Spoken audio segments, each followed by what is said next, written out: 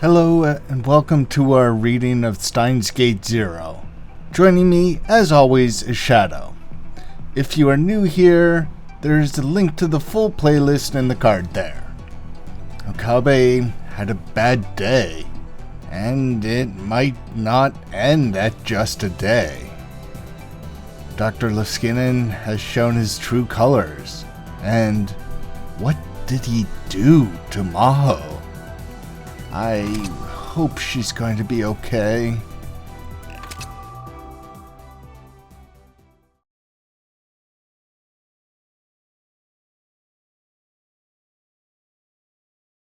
Her head hurt. Maho knelt down, closed her eyes, and bit her lips to shut out the pain. There was an annoying noise in her head that wouldn't go away. It made the headache worse. No matter how much she covered her ears, she couldn't block it out. She wanted to scream from the pain, but she held it in because she thought it would only make her headache worse. Sounds like a migraine? She could hear a voice mixed in with the noise. It was Dr. Leskinen's. Listen, Maho. You need to find out Lintelo's Okabe's secret, no matter what it takes. If you can't, I'll have to kill him. You don't want that, right? You seemed to really like Lintelo, didn't you? Me and Kurisu kept bringing it up after all. Even if you weren't interested in him originally, you couldn't help but think about him. That's how the human mind works. And to save him, I want you to find out what he knows. If you do that, I'm willing to bring him to my lab, unconditionally. Maho, tell me everything you learned from him. You could say his future is in your hands. He sure did bring him to the lab. Yep.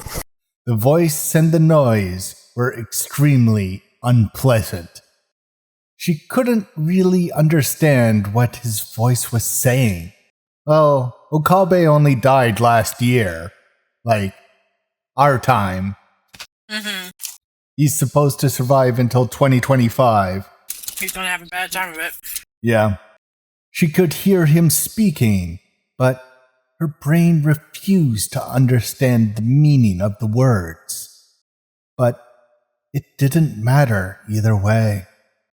Maho had done something terrible to Okabe Rintaro. She'd sold him out to Dr. Leskinen and Stratfuck. And the fact that she knew it just made her guilt worse. She wanted to disappear from the world altogether. Maho-san? She was on a busy street in Akihabara in early summer. She was leaning on the side of a building in the shade when she heard someone call her name. I knew it! It was you, Maho-san! Mayuri-san? She didn't expect to see Mayuri here, so she didn't know how to respond. She just looked back and stared. Are you not feeling well? You can say that. Yeah. Well, at least I'm doing Mayuri's voice so you're not talking to yourself for the next 20 minutes. I'm fine. You seen Okarine? Oh yeah, I guess she would be very concerned. Huh? Maho went completely still. Mayuri's innocent question reminded her of her own stupidity and cowardice. Why?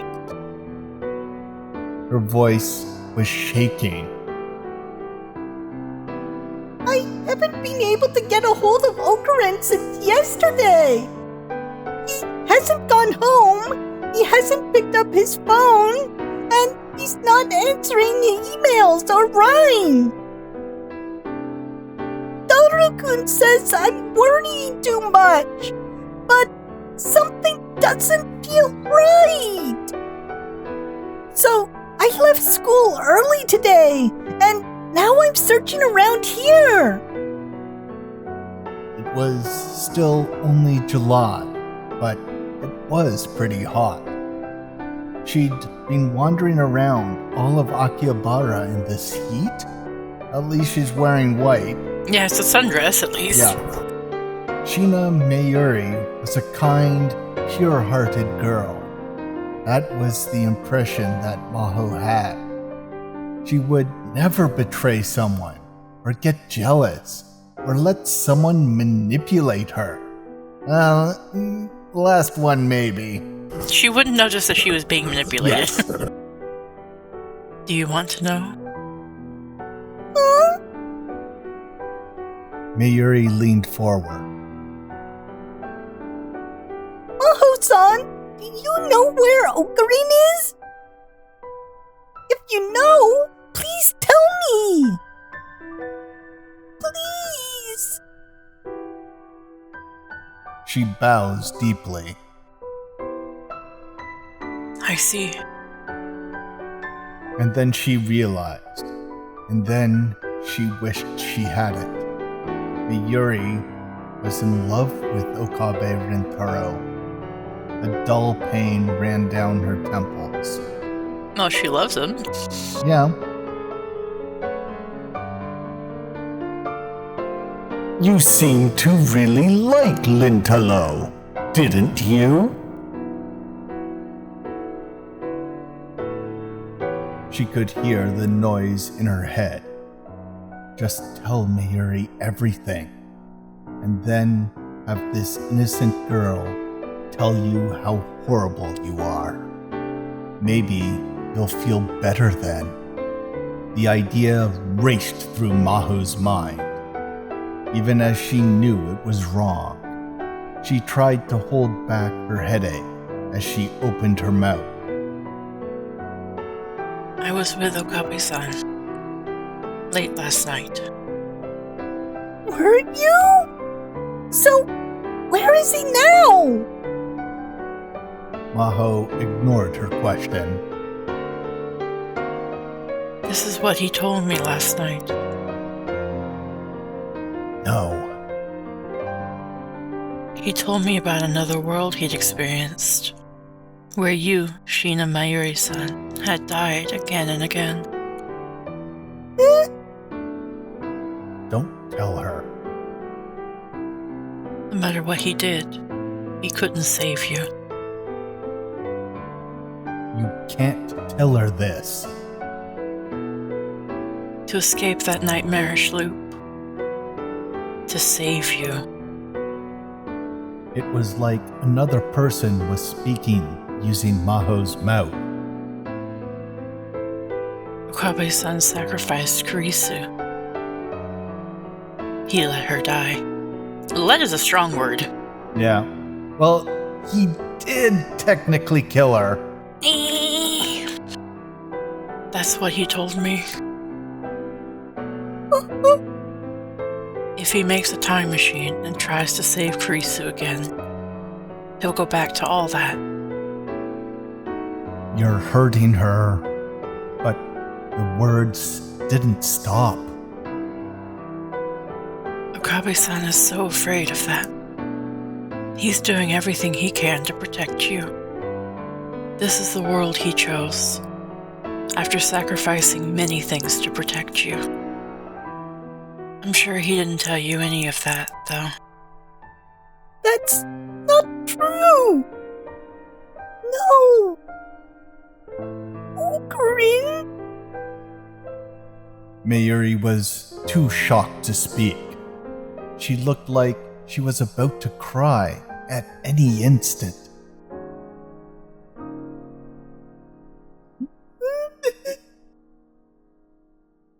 Suddenly, Mayuri turned around and started to walk away with slumped shoulders. Even from behind her, Maho could tell she was having trouble walking straight. The truth was so cruel that confronting it threatened her very identity. That's how it seemed to Maho.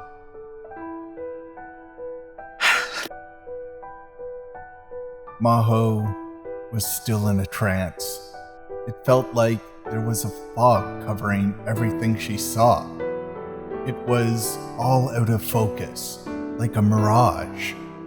If someone told her it was a dream, she would have easily believed it.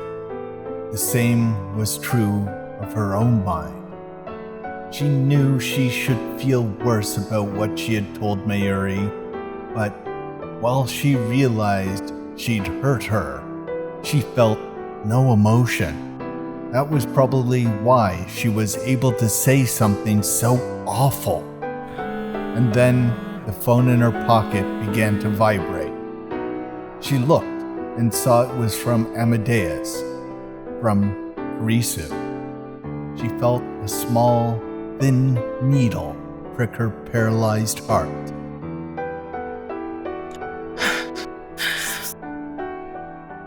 She couldn't answer it. How could she? She stared at the LCD screen, unable to move her fingers even a centimeter. How could I answer it? She couldn't let Kurisu see her like this. But even so, it felt wrong to just stay here.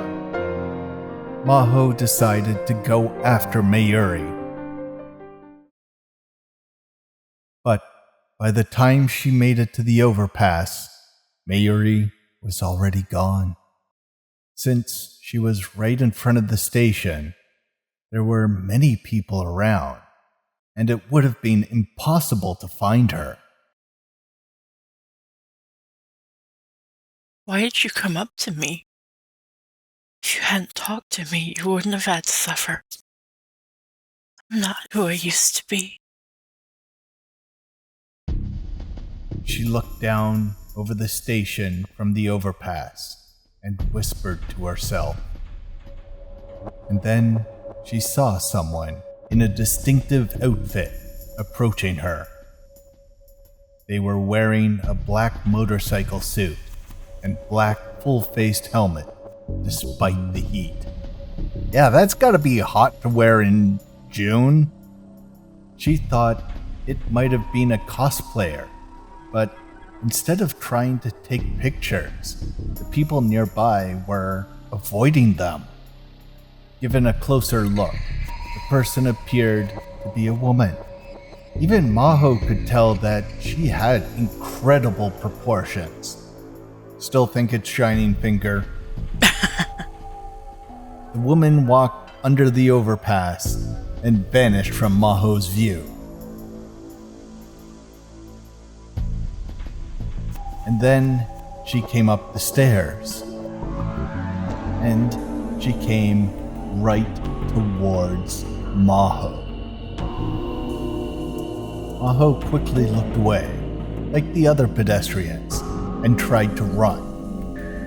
But before she could, the woman in the motorcycle suit ran over and wordlessly grabbed her hand.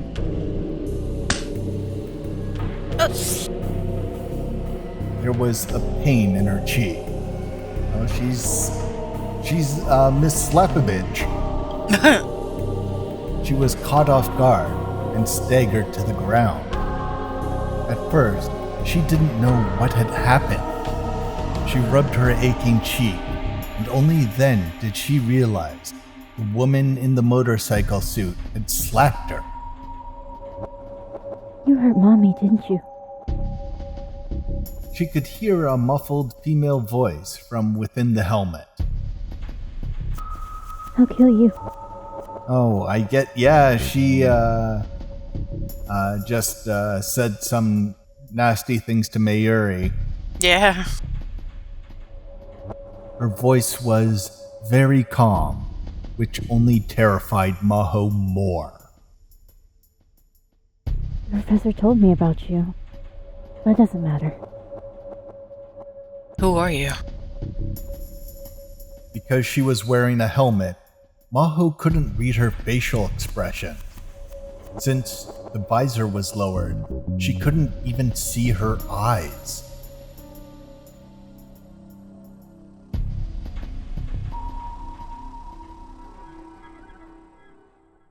There was no answer to her question. Instead, the woman looked up to the sky as if she noticed something. Maho looked up too. For a moment, it seemed as if a black shadow crossed the windows of the building. Oh, the black helicopters are coming. She could hear a helicopter. It was close. How long had it been there? She hadn't noticed it at all. And then she felt the air around her change. The pedestrians were all looking towards the station in fear and shock. She could hear people saying things like, "What's that? Are they filming a TV show? Some kind of cosplay event?" Something was going on at the station. Maho stood up and looked too. What is that? She found herself whispering the same thing as the others. There were 2 trucks painted a deep military green parked outside the station. Men were coming out of them, dressed in camo and carrying weapons. First, she thought it might have been the self-defense force, but the men weren't Japanese. It was hard to believe that what she was seeing was taking place in Japan. The men in camo disappeared into the alleyways as everyone watched from a safe distance. They were heading towards Radicon. Maho had heard from Rintaro yesterday that the time machine was there. Was that Stratfog? Or Russia? Or perhaps another country's military? American? Were they here because Maho had told Liskinen what she'd learned from Rintaro? As soon as the thoughts crossed her mind, she was hit with another terrible headache.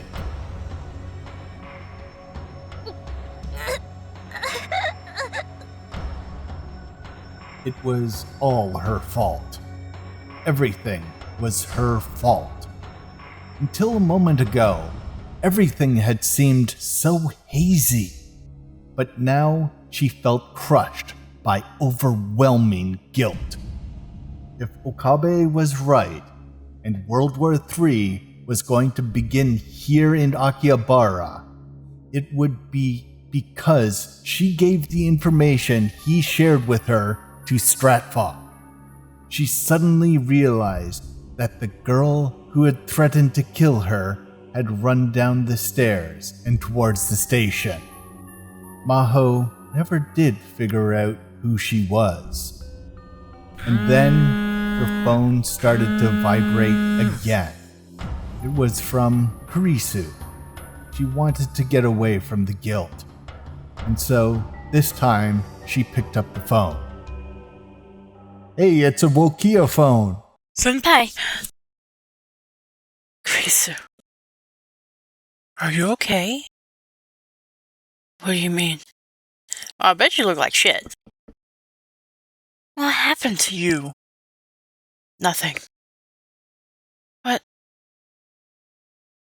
You're crying. Only then did she realize that her eyes were overflowing with tears. The fog over her mind was now totally gone, and all that was left was the guilt, the regret, and the headaches. My head hurts.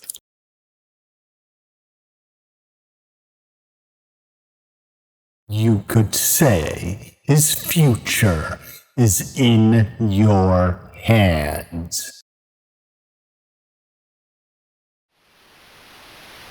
She heard the noise again. Where's Okabe? What happened to him? Who cares about Okabe-san? You tried to kill him. I saw it. Leave me alone. I can't do that. Just leave me alone. I couldn't beat you. No matter how hard I tried, I couldn't be better than you. You know, Kurisu, I respect you. You're younger than me, but I think you're an incredible scientist. But at the bottom of my heart, this is what I used to think. Why did you have to show up? Why didn't you come 10 years before? Well, she would have come 10 years before, but Dr. Nakabachi was having his little hissy fit over being outsmarted by an 8-year-old. Why didn't you come 10 years later? If it weren't for you, I would have had a more peaceful life. These awful feelings wouldn't take control of me. Everything I thought I knew, you destroyed. Even though you're dead, you're still with me. I want to just be sorry that you're gone, but I can't. You're still this wall that I can't overcome. And my pride and stubbornness get in the way. And the man I trusted the most took advantage of that to betray me. And I betrayed a friend who trusted me. I can't even think straight anymore. So leave me alone.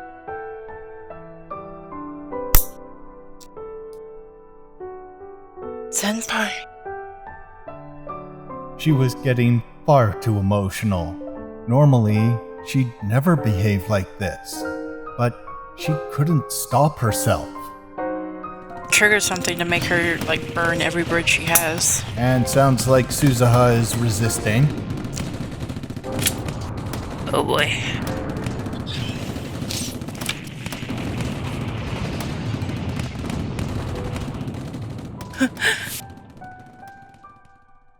She heard an explosion in the distance.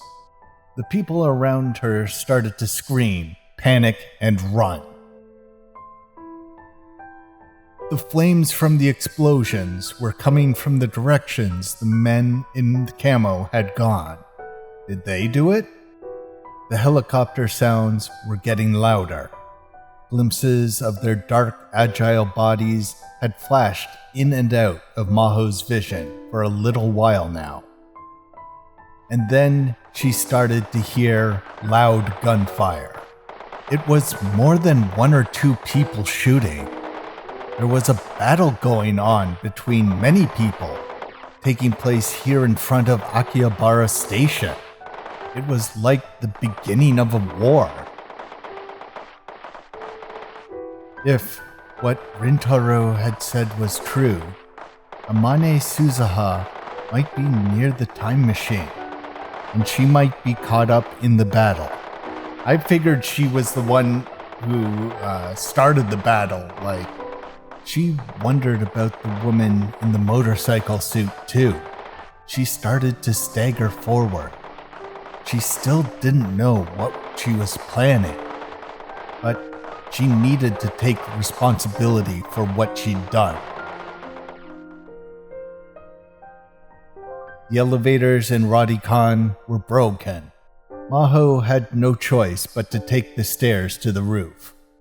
But maybe the power had been cut, because the lights were off on every floor. She could hear sporadic sounds of gunfire from the floors above.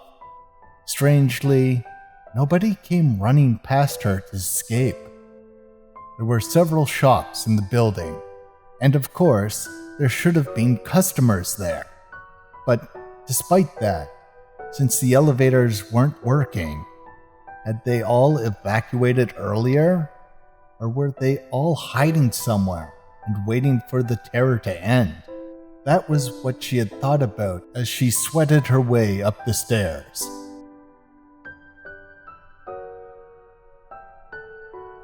Just before she reached the roof, she saw someone for the first time.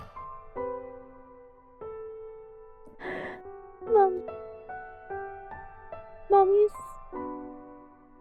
She was sitting on the stairs, cradling her knees. For some reason, her voice was muffled, but it did seem to be a woman's voice. Her head seemed big and round in the darkness. It was a moment before she realized that it was a full-face helmet. That was when she realized it was the woman in the motorcycle suit from before.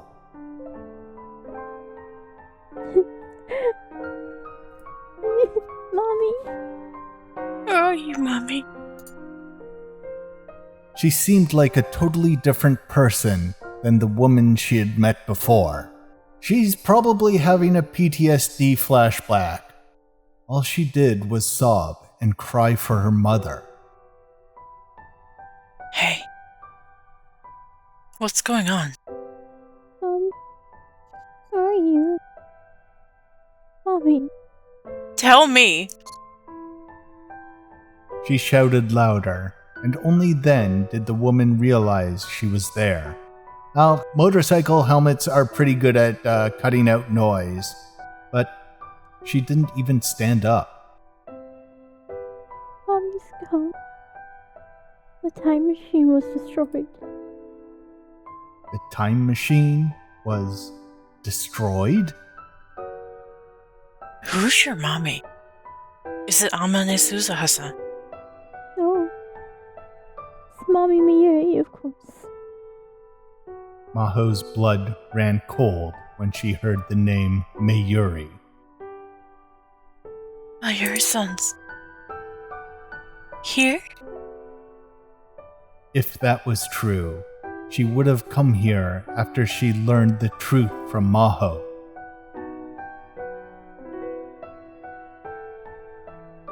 It's my fault. Maho put her hands to her head.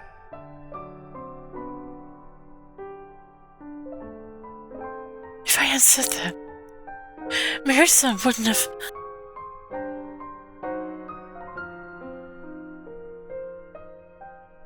The woman in the motorcycle suit stood up and approached her menacingly. That's right. You got the information out of Okabe Rintaro. And that's what began all of this. Give me back my mommy. The girl grabbed her by the collar and lifted her off the ground. There wasn't anything she could say. Mommy. When she didn't answer, the woman let go and fell to the ground crying. Things would be so much easier if she just killed me here. Her mind was in such chaos that she couldn't stop herself from thinking it. She couldn't stay calm at all. And the last thing she clung to was...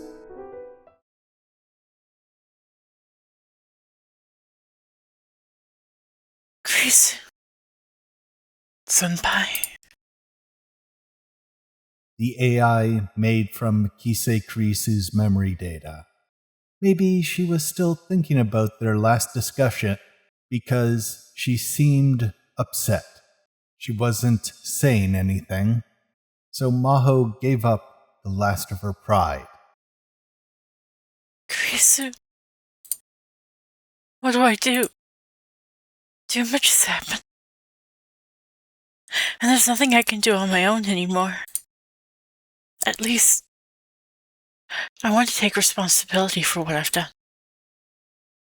And then she realized that she was still being proud and corrected herself. She asked herself, what do I want to do? I want to save Okabe-san. I want to save Mayuri-san. I want to apologize to both of them so they'll forgive me. And Kurisu, I want to save you too. So help me. Please. You're asking me For help? Kurisu's eyes were wide.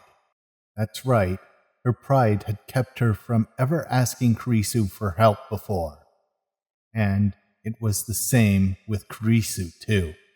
And knowing Kurisu's personality, if Maho asked her for help, she'd use every bit of brain power she had to give it. Come on, tell me. You can give me some solution, right? That's why they said Makise Kurisu was a genius. She was a woman who made the impossible possible.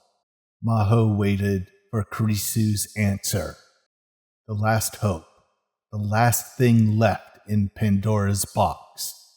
She waited for Kurisu to give her the answer, but It's Impossible? Huh? Maho was struck dumb for a moment. Then she realized how selfish she was being, and hated herself for it. She'd expected too much of Kurisu, and tried to put all the burden on her. And just a few moments ago, she'd been the one who rejected Kurisu. Yeah. You're right. Of course that's what you'd say. I'm sorry. I'm sorry, Kurisu. I was so horrible to you. Then I stupidly thought that you'd help me unconditionally. Kurisu just said it was impossible because she has no idea what's going on. I'll help you unconditionally. What? What did you just say? I can't Turn down a request for help from you. and I want to save Okabe and You know, Mayuri-san. too. But then, I'd love to help. unfortunately, my help would Just make things worse. I'm being constantly monitored by Stratfok. Constantly. Whenever I'm talking to someone like this, all the The information is transferred to Stratfok. There's a hidden function in the Amadeus app that does that. So can we bypass the Amadeus app? Even Maho hadn't known that existed. So if you try to help Okabe Dr. Liskinen will know all about about it. But then what do I do? Have you heard of At Channel? Wait. But if you're Willing to take advantage of that, there's something we can do. Senpai? Will you trust Me, Senpai? yeah. You're all I've got. Thank You. By the way, I'm sure this conversation Conversation is being monitored as well. What? But then if they know you're helping me, there are three possibilities. They could Take my data, off the server and isolate me. or overwrite my data with an older version of my memories. In the worst case, they could Could delete me entirely. No! Don't worry. You're capable of standing up. on your own 2 feet. I'm not worried about me, I'm worried about you. I'm nothing but Data. But Thank you. The Kurisu on the screen bowed and smiled. I'm proud that I was able to work with you. Maho-senpai. What? Don't talk like it's the last time we're ever going to see each other. Well, it might be. I hate you. You always do this. You always go and leave me behind. But that's who Makise Kurisu was. When Maho had asked her for help, both she and Kurisu should have been prepared. That's why. Someday I'll catch up to you. No, I'll surpass you. Just you wait. Yeah. Well, Kurisu can't get any better anytime soon. Yep. Kurisu smiled once more and disappeared from the screen. Maho wiped away her tears and thwapped the crying girl next to her on the helmet. How long are you going to keep crying? You want to save Mayuri-san, right? So help me. Help you? First, we need to find Okabe-san. He should be able to show us how to get out of this. But do you know where Strat Fox hideout is? I don't. Neither do I. But Maho grabbed the girl by the hand and helped her up, then raced down the stairs. I don't know, but my friend is going to find me the answer soon. She told me to believe in her. Do you think Kurisu wouldn't betray me? As soon as she left Radhi-kan, she got a message on her rhyme. The gunfire was continuing. As she hurried away, she looked down at her phone. Okabe is in the basement of Tokyo Denki. I just learned this now. I followed their monitoring to find their location. Take care of Okabe for me. Teach that damn pervert of a professor what happens to peeping toms who watch me all the time. When she read it, she smiled despite everything that was going on. Thank you, Kurisu. Thank you. She clutched the phone tightly to her chest, but then she quickly changed gears. I found the Strat Fox hideout. Tell me where it is. I'll go there and kill everyone inside. How about we take it down several notches? Well, she's the murder used to be lolly for this game. There could be a little less murder in your heart. Maho shivered at the ice in her words. She felt a bottomless madness coming from the woman in the motorcycle suit. But for now, she had to cooperate with her. Yeah, the yandere is useful if she doesn't want to actively kill you right now. Yeah. And actively wants to kill your enemy. There was no way she could get Rintaro back from the Skinnin on her own. Let's go. She needed to take responsibility for the future she created, to avoid that cruel future. Maho ran through the streets of Akihabara, where a war was already beginning.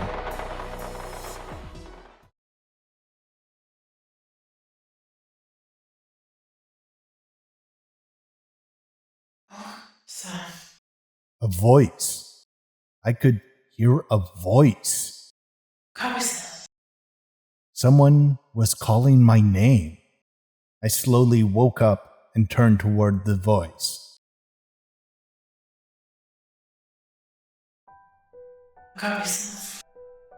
Maho was standing in the darkness. She had a smile on her face that was somehow lonely and somehow sad. I'm sorry. You're not going to see me again. If I'm around you, I might betray you again.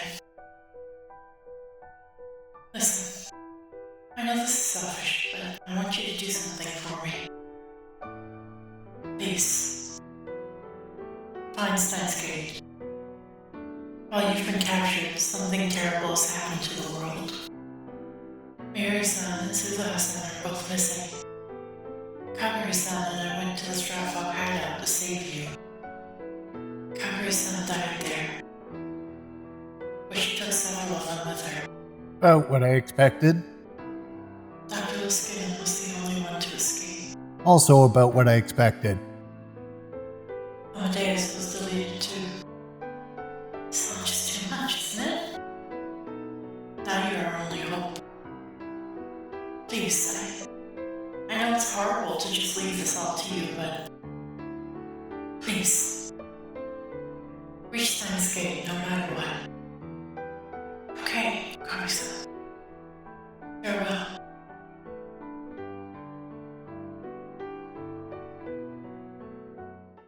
Yajo-san!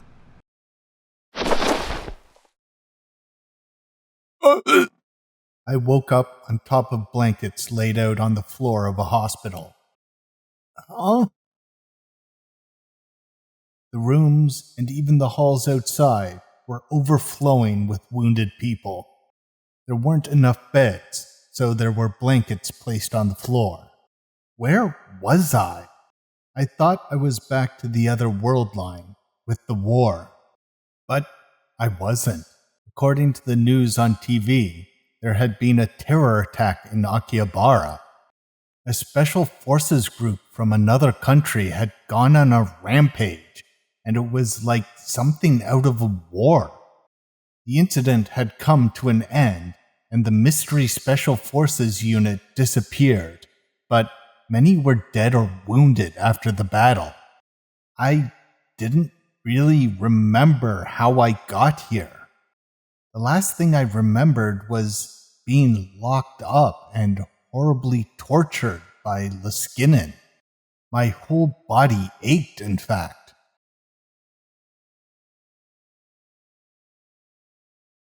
Okay, Okabe-san. Farewell.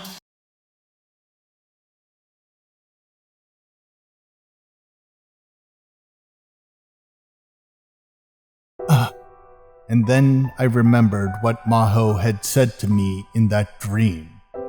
Was that real? Maho had saved me? And had she mentioned Kagari? I patted down my pockets and found my phone was still there. I tried to call Mayuri. If that dream was real, Mayuri was missing. But that was impossible. I'd chosen this world line so that Mayuri would survive. If nothing else, it was guaranteed that she'd make it to 2036. She couldn't die today in 2011. Mayuri, answer me. But no matter how many times I called, she didn't pick up. I forced myself to stand up and leave the hospital room. I went out to the roof. It seemed I was at the Ochanomizu Hospital, where Fubuki had stayed before. The morning sky was amazingly clear. I could see Akihabara in the far distance. There were pillars of smoke rising up. I shivered at the strange sight. Even from here, I could tell how fierce the battle must have been.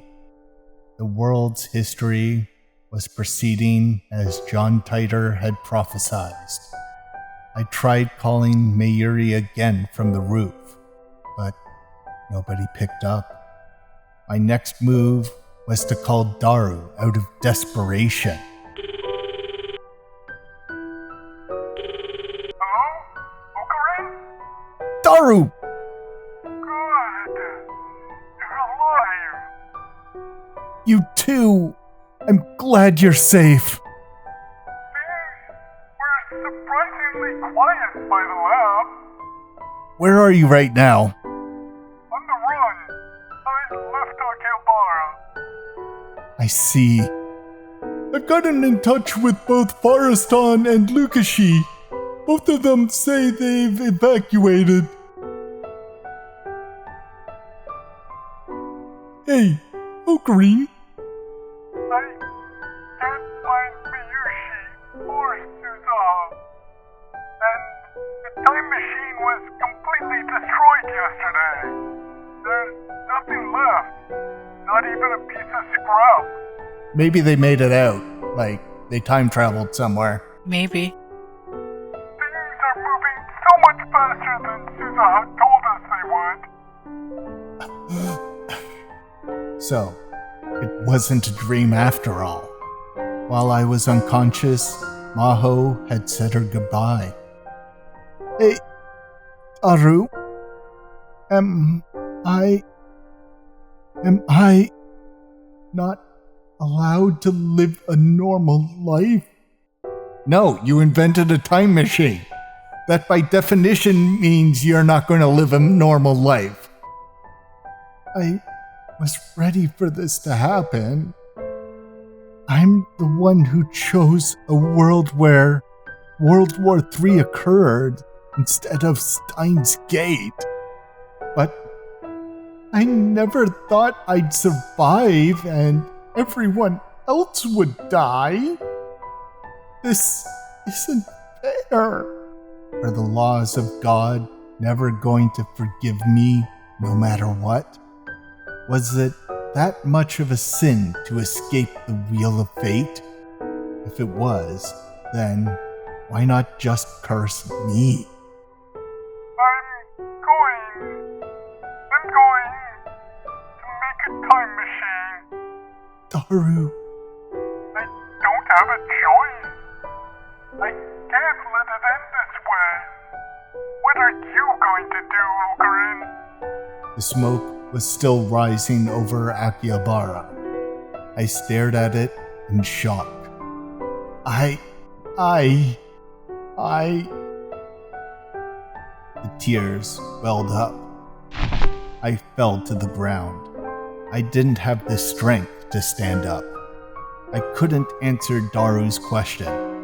No matter how hard you try, no matter how much you work to change things, everything converges back to the way God desires. You're wasting your time struggling against it, Daru. I'm so tired. Need to sleep a little. There's still a few years before World War III really begins, and there's 14 years before I die. I'll live my life averting my eyes from reality and not wasting my time with a fight that can't be won. That's the only end that's fitting for a person like me. I'm sorry, Maho. I'm sorry, Mayuri. I'm sorry, Kurisu. Forgive me for giving up here.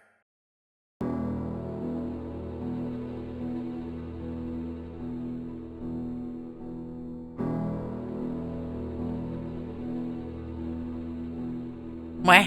And that's the Suzuha-ish ending? Or Maho?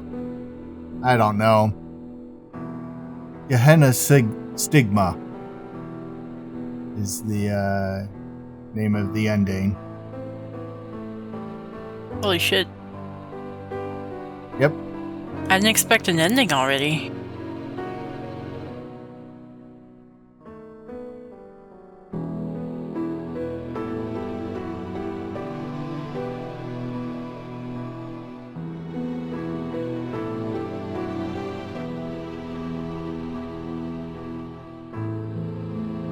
There's more endings though. Yes. Including the true ending, which leads back to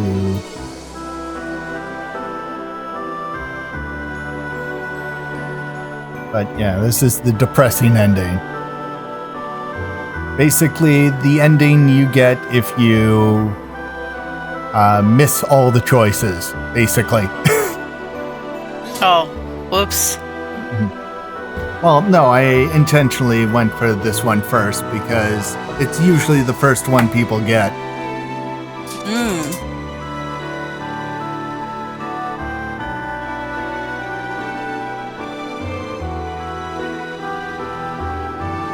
And you're supposed to go back and fix things so Okabe doesn't give up.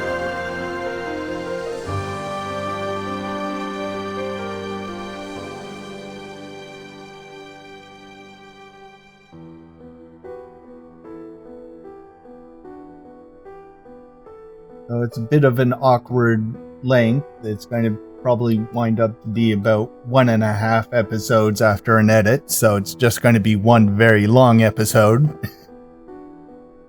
Well. Yeah. It's an ending, it can be a longer one.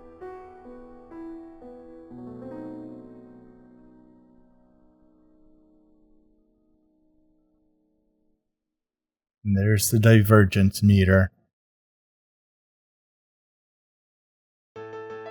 Okabe, you failed. This worldline is worthless now. You will never reach Steins Gate this way. Things must change. The Skinnin used Amadeus to deceive you and get information out of you. Perhaps if you didn't spend much time with it, things will have gotten better. Farewell.